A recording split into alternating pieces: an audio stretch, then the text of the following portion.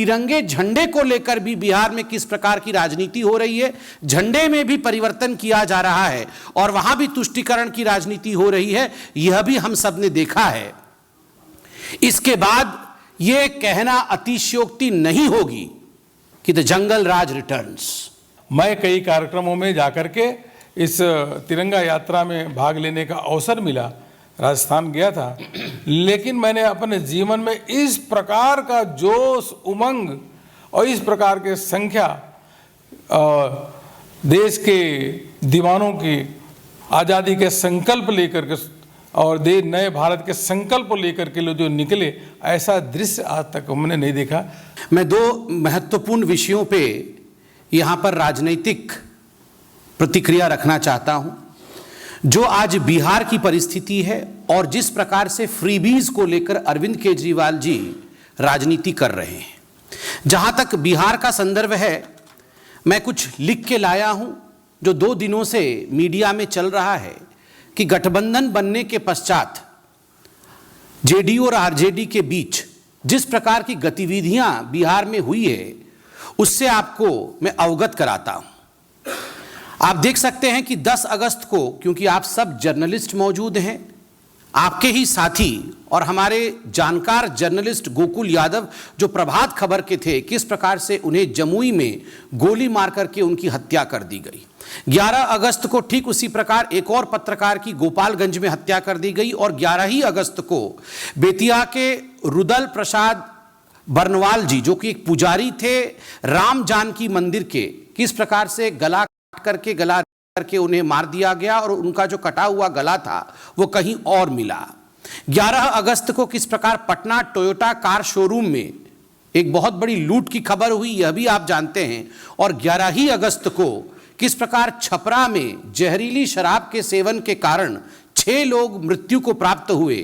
छपरा में इससे पहले 13 लोगों की मृत्यु हुई थी, या यूं कह लीजिए जहरीली शराब के कारण 13 लोगों की हत्या हुई थी। और आदरणीय नीतीश कुमार जी के खुद गृह क्षेत्र नालंदा में 10 लोगों की मौत हुई थी। जिलावार आप देख सकते हैं, मैं बहुत जल्दी में जिस प्रकार से बहुत मैं कहूँगा अव्यवस्था फैल रही है बिहार में, उसका एक संस्मरण आपके सामने रखूंगा। जिला पश्चिम चंपारण में 12 वर्षीय किशोरी से सामूहिक दुष्कर्म होता है। मुजफ्फरपुर में व्यवसायी नलिन रंजन के घर दिन दहाड़े घुस लुटेरे 40 लाख रुपए की संपत्ति लूट लेते हैं। नरकटियागंज में नाबालिग से सामूहिक दुष्कर्म होता है। जमुई में प्रभात खबर के गोकुल यादव जी के विषय में मैंने आपको बताया।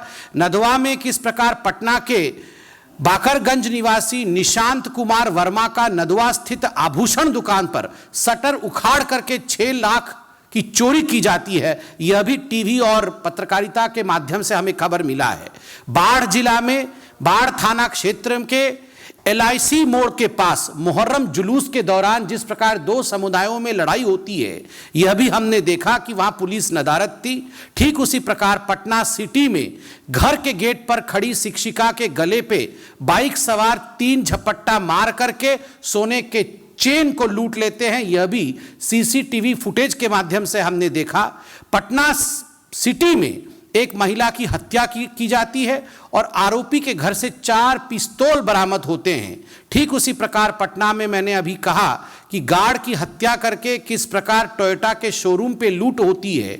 और मुजफ्फरपुर में ओराई चौक पर 2 तिरंगे को लेकर आप सब ने देखा, अभी तिरंगे के विषय में माननीय अरुण जी ने हमें अवगत कराया, मगर तिरंगे झंडे को लेकर भी बिहार में किस प्रकार की राजनीति हो रही है, झंडे में भी परिवर्तन किया जा रहा है और वहां भी तुष्टीकरण की राजनीति हो रही है, यह भी हम सब ने देखा है। इसके बाद यह कहना अतिशयोक्ति नहीं होगी कि द जंगल राज रिटर्न्स।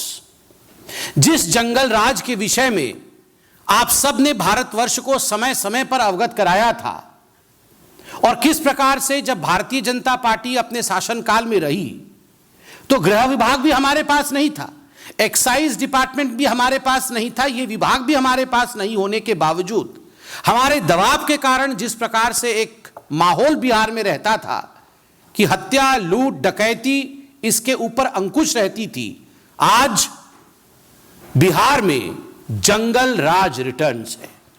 और एक वीडियो आज सोशल मीडिया में घर घर तक पहुंच रहा है। कई मंत्रियों ने इसे ट्वीट किया है, कई जनता ने भी ट्वीट किया है। बिहार के तेजस्वी यादव जी का एक साक्षात्कार है, उसका वीडियो है, जिसमें उनसे 10 लाख नौकरी के विषय में 2020 में उन्होंने कहा था कि हम आएंगे तो 10 लाख नौकरी देंगे। जब उनसे 2-3 दिन पहले पूछा गया कि अब तो आप आ गए हैं तो 10 लाख नौकरी का क्या होगा, तो वो कहते हुए नजर आते हैं कि देखिए अभी तो हम मुख्यमंत्री नहीं बने हैं, हमने कहा था कि हम मुख्यमंत्री बनेंगे तब नौकरी देंगे। बड़े दुख के साथ कहना पड़ रहा है कि ये जो मैं की कहानी है, मैं बनूंगा तभी होगा, हमसे कुछ नहीं होगा, ये हमको छोड़ करके मैं पे चले गए हैं। इसी परिवारवाद के खिलाफ भारतीय जनता पार्टी सतत लड़ती रही है और आगे भी लड़ती रहेगी। मुझे लगता है इस वीडियो के सत्यता के विषय में क्या अभिप्राय उप मुख्यमंत्री और परिवार का इसमें था, इस विषय में एक प्रेस कॉन्फ्रेंस करके तेजस्वी जी को बताना चाहिए कि आखिरकार हम बड़ा है या मैं बड़ा है। आज़ादी का अमृत महोत्सव, पूरा देश माननीय प्रधानमंत्री जी के नेतृत्व में हर्षोल्लास के साथ देश की एकता और अखंडता के संकल्प को लेकर के मना रहा है। भारतीय जनता पार्टी 9 अगस्त से लेकर के 15 अगस्त तक विभिन्न कार्यक्रमों के माध्यम से हर घर तिरंगा अभियान, प्रत्येक गांव, प्रत्येक वार्ड, प्रत्येक घर पे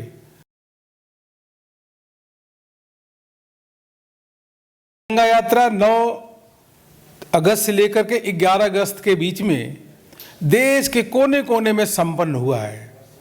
जो दृश्य देखने को मिला है, हर हाथ में तिरंगा, सभी देशवासी लेकर के निकले, देश की एकता और अखंडता का संकल्प लेकर के, भारत माता की जय जयकार करते हुए, वंदे मातरम की जय जयकार करते हुए, वह तिरंगे के मान सम्मान अभूतपूर्व रूप से पूरे देश के कोने कोने में देखने को मिला।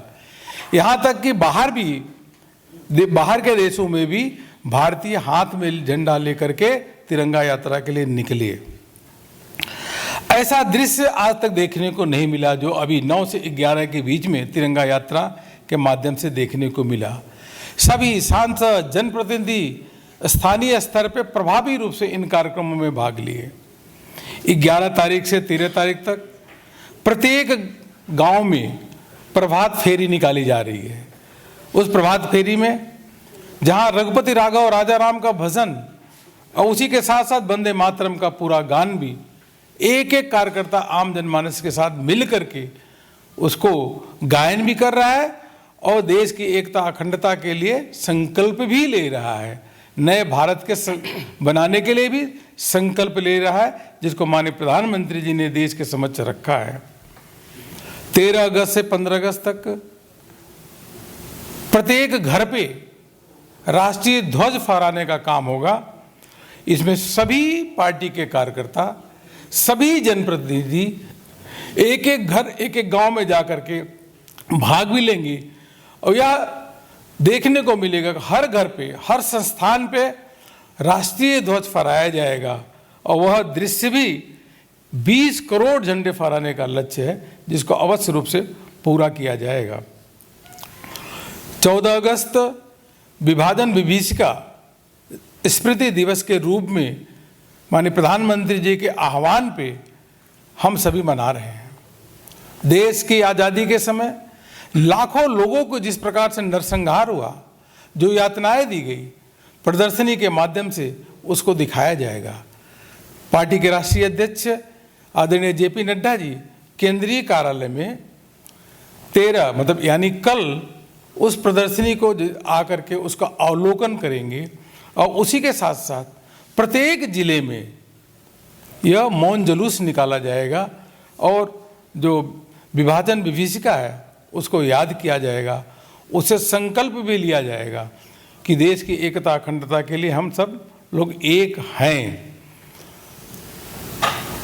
आज़ादी के से पहले स्वतंत्रता संग्राम सेनानियों ने प्राणों की आहुति दी, अपना सब कुछ न्यौछावर कर दिया कि देश आज़ाद हो।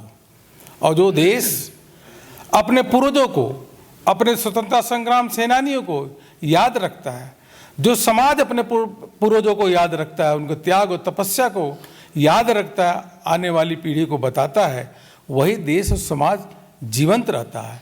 इसलिए पूरे कार्यक्रम के दौरान देश भर में जो स्वतंत्रता संग्राम सेनानियों की मूर्तियां हैं, महापुरुषों की मूर्तियां हैं, उनके आसपास उनके आसपास स्वच्छता का कार्यक्रम करना और माल्यार्पण करने का कार्य भी पूरा हम सब इसको अवश्य रूप से करेंगे। आम जनमानस का इसमें बहुत बड़ी प्रभावी साथ में भूमिका रहेगी। मैं इतना ही कहना चाहूँगा कि इस अभूतपूर्व कार्यक्रम के लिए, इस अभूतपूर्व अभियान के लिए हम देश के यशस्वी प्रधानमंत्री आदरणीय नरेंद्र मोदी जी का अभिनंदन भी करते हैं, धन्यवाद भी देते हैं। वहीं देश के सभी जनमानस को जो प्रभावी रूप से बढ़ चढ़ करके इस देश की एकता और अखंडता के लिए भाग ले रहे हैं, उनका भी अभिनंदन करते हैं और धन्यवाद करते हैं। इस प्रकार का कार्यक्रम पार्टी ने इसको दिया है। और जब ध्वज फहराएंगे उस समय, राष्ट्रीय ध्वज फहराते समय सेल्फी ले करके जो हर घर तिरंगा एक वेबसाइट है, उस पर भी फोटो अपलोड करने का काम करेंगी। यही मुझको आप सबके समक्ष रखना था। मैं कई कार्यक्रमों में जाकर के इस तिरंगा यात्रा में भाग लेने का अवसर मिला, राजस्थान गया था, लेकिन मैंने अपने जीवन में इस प्रकार का जोश, उमंग और इस प्रकार के संख्या देश के दीवानों की आज़ादी के संकल्प लेकर के और नए भारत के संकल्प लेकर के लोग जो निकले, ऐसा दृश्य आज तक हमने नहीं देखा। जो अभी देखा उससे मन बहुत प्रफुल्लित होता है, मन बहुत गर्वान्वित होता है। यही आप सबके समक्ष कहना था। बहुत बहुत धन्यवाद।